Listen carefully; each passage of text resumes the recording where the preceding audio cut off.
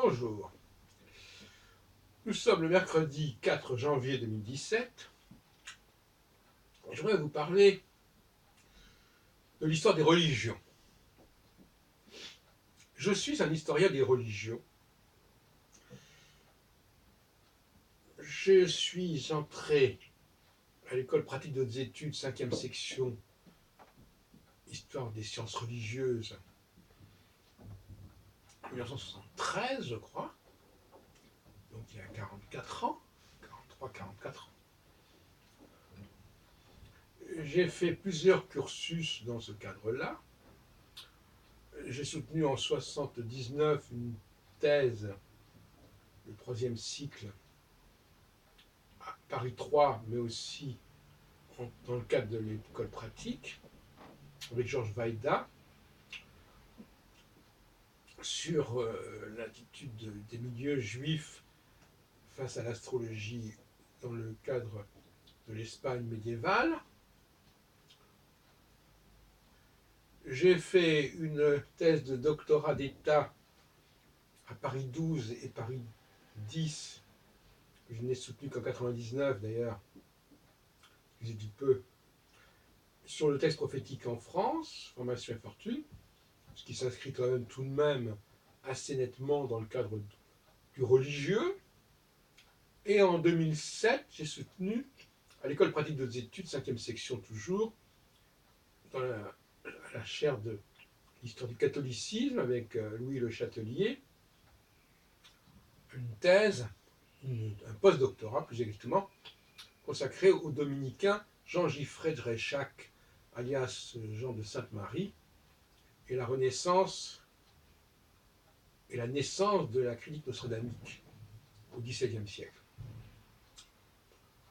Par ailleurs, je dirais que j'ai beaucoup suivi également, dans le cadre de l'école pratique des études 5e section, le cours consacré aux courants ésotériques, cher fondé par François Secret et poursuivi par Antoine Fèvre, puis auquel a succédé Jean-Pierre Braque en 2002, la succession où j'avais été d'ailleurs candidat moi-même. Donc je suis un historien des religions, si on accepte d'englober le prophétisme, l'ésotérisme, dans ce cadre-là, mais également l'étude de la Bible, et également la question du judaïsme, etc., etc. Et pourquoi est-ce que je dis cela? Parce que je pense que l'histoire des religions est vouée à jouer un rôle majeur dans les années qui viendront, parce que c'est lié d'ailleurs à la notion de tradition, à la notion de croyance, bien sûr, à la notion de divinité, et je crois que l'histoire des religions est probablement la meilleure façon d'appréhender, d'explorer le passé le plus ancien de l'humanité.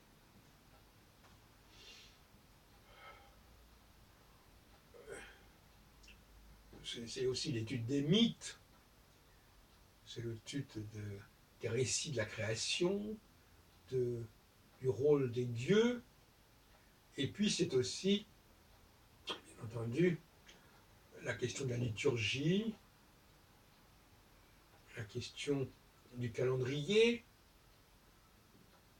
des offices religieux, et par conséquent, ça nous renvoie aussi à la cyclologie, de toute manière. Le Shabbat, notamment, est un cycle qui comporte une dualité, puisque le Shabbat se place dans l'antinomie avec le reste de la semaine, avec le début de la semaine. Donc il y a une dialectique. Cette périodicité de 7 jours est également intéressante. Donc c'est un champ extrêmement intéressant, extrêmement riche, qui relève donc de ce que j'appelle l'histoire des religions. Et par conséquent, quand on me demande quelle est mon activité, je pense que la meilleure réponse, c'est « je suis historien des religions ». Bien que je préfère le terme de science religieuse, avec toute cette ambiguïté du mot science, mais qui me convient assez bien. Donc, je m'inscris dans le champ des sciences religieuses, que d'ailleurs je relie aussi aux sciences juridiques, et on sait l'importance et les connexions entre la religion et le droit. Je pense aux 10 commandements, je pense aussi à la charia dans l'islam. Les sciences religieuses et les sciences juridiques sont intimement liées. Et ma première formation a été dans le domaine du droit et de la science politique, avant d'évoluer vers justement les sciences religieuses.